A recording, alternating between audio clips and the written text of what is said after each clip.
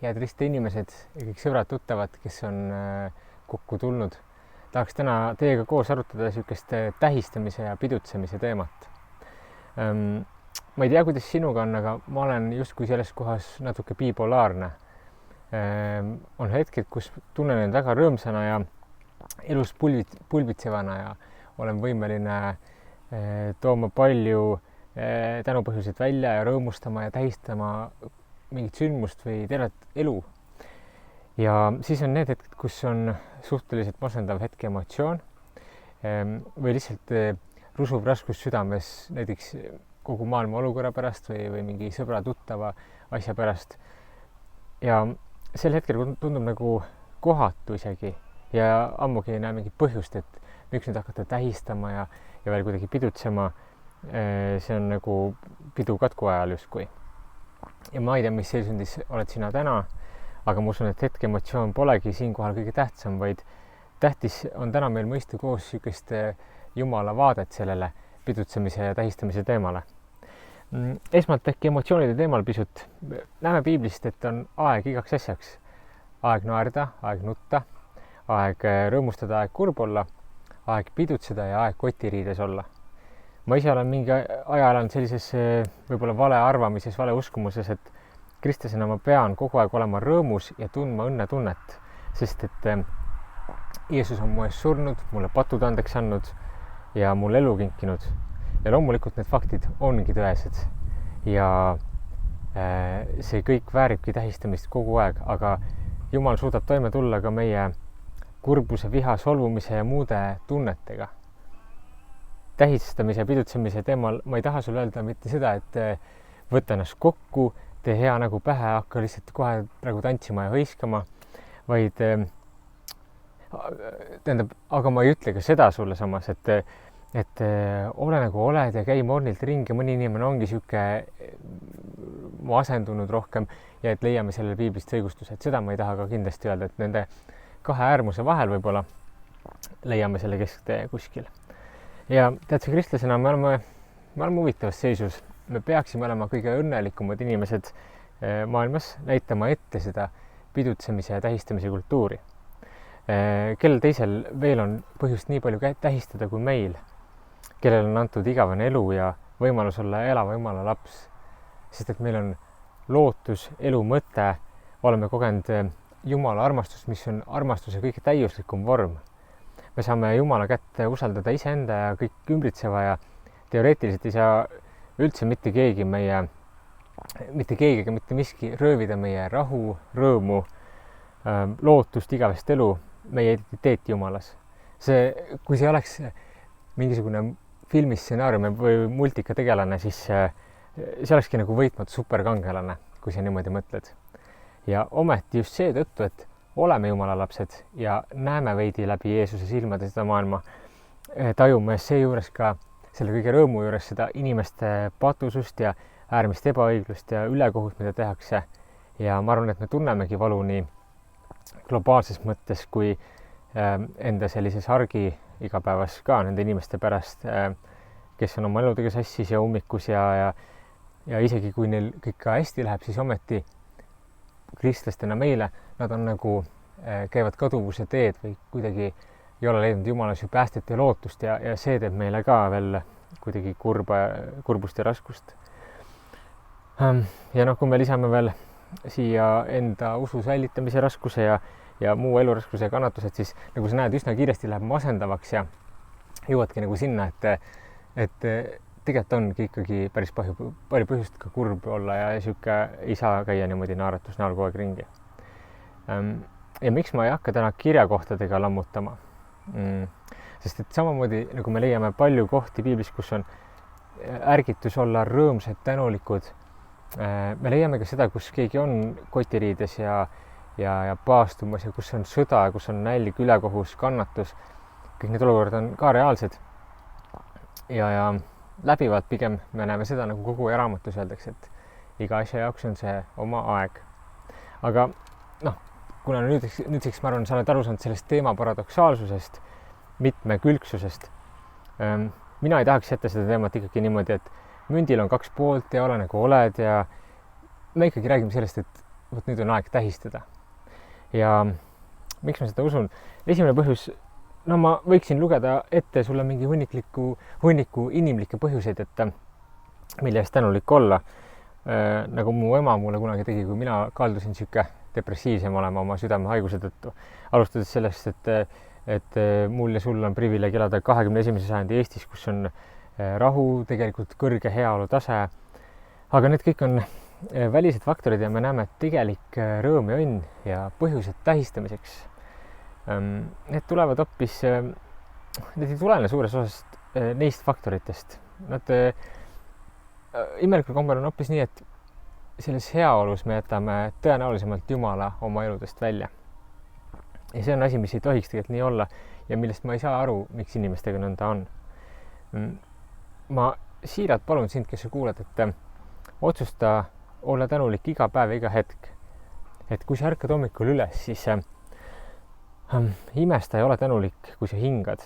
Ja kui sa saad omal jalal voodist välja ja vannituppa juba ja hambaid pesema, siis see on tohutu tänu põhjus. Ja kui sul on pudruhelbed ja piim ja lapsed, kes jalast sikutavad või kes kunagi jalast sikutasid ja nüüd on juba rahulik, siis tehku see tänulikuks.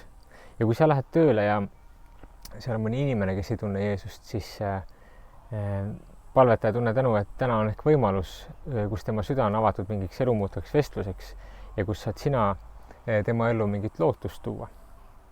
Ja kui sul on abikaasa, kellega õhtul päevast jagada ja kellega koos palvetada ja kes sinu karakterit kasvatab sellega, et ta ei ole alati sinuga kõiges ühel nõul, võib-olla ei käi isegi sama rada, selle nii-öelda jumala rada isegi, siis ole tänulik ikkagi ja palveta tema eest ja võimaluse temaga koos, võidelda iga päev koos läbi elu, et tähistada neid võitlustest tulnud rõõmsaid hetki. See teemaga on niisugune lugu, et see jääb üldiseks ja teoreetiliseks, kui sa ei mõtle oma elu ja olukordade peale.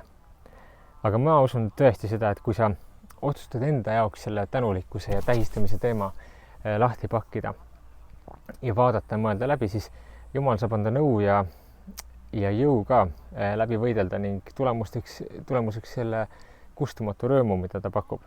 Ja olgugi, et vahel on kurbuse jaoks täiesti oma aega koht, last meid defineerib lõpuks ikkagi see tänutunne ja sellest tulenev siiras rõõm, mis on üle inimlike olukordade. Ja kui sa oled tänutunde üles leidnud, siis ma ehk pakuks välja mõned viisid tähistamiseks ja pidutsemiseks. Õigemini mu mõte oli algselt tuua mingid erinevad mõtted ja ideed välja, aga tegelikult see viis kokku kõik ühte kohta. Ja see koht või see märksõna, sõnapaar on kiitke Issandat. See on nüüd see, mis piibel nagu õpetab, kuhu tuleb see tänulikkus nagu välja, kes on selle tänulikkuse lõppsubjekt ja seda väärt. Ja ma arvan, et sellest peakski väljendama meie tähistamine ja see peaks olema pidutsemise point, sest vaata, siis on sul alati midagi tähistada ja siis sa ei pea liiga palju otsima viise, kuidas tähistada, vaid küsimus on väga lihtne, et oled sa näiteks perega koos spaas, teed sa sõpradega mõnusat pidu, kus te tantsite ja hüppate ja sööte pitsat, vahet ei ole üldse. Loeb see, kas see kõik toob au Jumalale või mitte. Kui see toob au Jumalale, kui tema saab tänu selle eest, et ta on sind loonud, teid loonud, sõprad on kokku toonud, tähistate toiduga, kuidagi koos olemisega seda aega, mis on, siis ma arvan, seal ei pea liiga üle mõtlema, et kõik see võikski olla sobilik, kui see toob au Jumalale. Ja loomulikult me saame kiita veel sõnadega, tunnistades Jumala tegudest enda elus, rääkides üksteisele neid lugusid. See on nagu juba niisugune nii-öelda otseselt kristlik pidu või niimoodi, kus me koos olles lihtsalt räägimegi mitte niivõrd ainult autodest ja velgedest, mida ma olen varem ka toonud, see on mul siin vist mingi valus teema endal, aga ühesõnaga, et kui me jagame lugusid, mida Jumal on kellegi elus parajasti tegemas, missuguseid mõtteid toomas esile, kuidas kedagi, ma ei tea, töökaaslast juhtinud sinuga vestlema niimoodi, et sellest on tulnud mingisugune otsing või selline leidmine juba välja või mis tahes on need lood, see kõik ju toob lõpuks au Jumalale. Ja igasugune selline muu väljendus ülistusõhtu, sihuke pidu, kus lihtsalt tähistatakse seda, mis Jeesus on otseselt meie jaoks teinud. Kahtlemata see on nagu selline tähistamine, mis peaks olema iga kristlase elus aeg-ajalt ikka ja jälle olemas. Ja Jumala kiituslik ülistamine tähendab ühtlasi seda, et me ei kummarda kedagi teist. Luuka 4, kus saatan kiusab Jeesust kõrbes 40 päeva, ta ütleb selles üks asja, et kui sa kummardad minu ette, on kõik maailma kuningriigid sinu päralt. Selline üsna kaalukas pakkumine ja me näeme, et saatan saaks seda voli nii-öelda anda lihtsalt kummardamise eest. Et vaata, kui suur asi on siin lõpuks siis see, et kes saab au meie tähistamise pidutsemisega. On oluline, et Jumal saaks selle au ja et keegi ega miski ei võtaks temalt seda ära. Ja tead, ma arvan, et terve meie elu on kiitus, kui Jumala plaan meie eluga täitub. Ja siis me tunneme ka nendes täitsa tavalistes igapäevahetkedes rahu ja rõõmu ja tähistame ka, et see ei ole näiteks siis ainult üks pidu aastas, kus ma ei tea, ütleme, et see on nüüd tähistamine, see on nüüd pidu ja ei ole suur sündmus, vaid on iga päev ja mitmed hetked päevas selline päris ehtne rõõmupidu ja tähistamine. Loomulikult kõik need inimlikud asjad, nagu ma võin tähistada oma sünnipäeva, koguduse aastapäeva, me sööme kooki ja sõidame motikatega ja teeme tunnisauna ja see on nagu ka väga omal kohal. Aga mõtle, kui lahe, kui kõige selle kesktuumpunkt on see, et täname Jumalat selle eest, kes ta on, mis võimalused ta on meie eludesse andnud.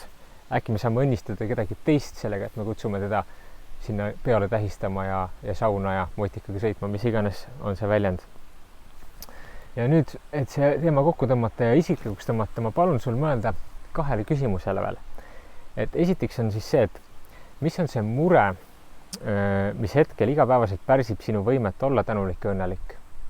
Mis on see mure ja raskus? Mida sa vabanduseks tood, et miks mitte praeguses etapis olla õnnelik? Mõtle sellele. Ja teiseks, millist tähistamisest järgmisena ootad ja kuidas seda tähistada plaanid? Me võtame peagi 3-4 gruppidesse ja räägime neist asjust. Sul ei ole midagi kaotada, sest see mure, mida sa jagad, on sind juba ilmselt niikuinii saatnud ja teinud sulle piisavalt peavalu. On aeg seda kellegagi jagada, ma arvan. Ja isegi kas või inimesega, keda sa enne tänast pole näinud või kes on sulle veel natuke võõras.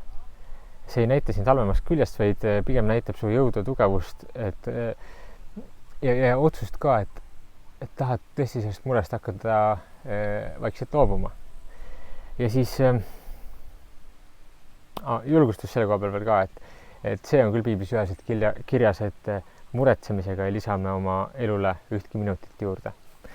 Ja teiseks, kui sa mõtled, et mida sa tähistad ja ootad, olgu see siis sünnipäev või sõprus kellegagi või karjääriredeli järgmine samm, lapse korda minek või mõnest haigusest tervendamine, siis see aitab sul nagu mingit järgmist asja oodata ja millestki põnevil olla. Ja siis, kui sul on mingi tegevus või reis või külaskäik või kohting abikaasaga, mida ootad, siis see aitabki su fookust ja niisugust argipäeva ka rõõmsaks saada, et sellepärast on see küsimus eelkõige. Ja ma ütleks kokkuvõtteks, et elust ei kao raskused, aga elust ei kao kindlasti ka rõõm ja tänu. Nii et võtamegi nüüd 3-4 gruppidesse, sätime end tänulikkuse lainele ja jagame siis üksteisega esmalt seda mure kohta, mis on sul pärssinud seda tähistamist ja mis hetkel ka segab seda. Ja teiseks jaga siis seda, mida sa järgmisena ootad, mida tähistada. Head arutlemist teile kõigile!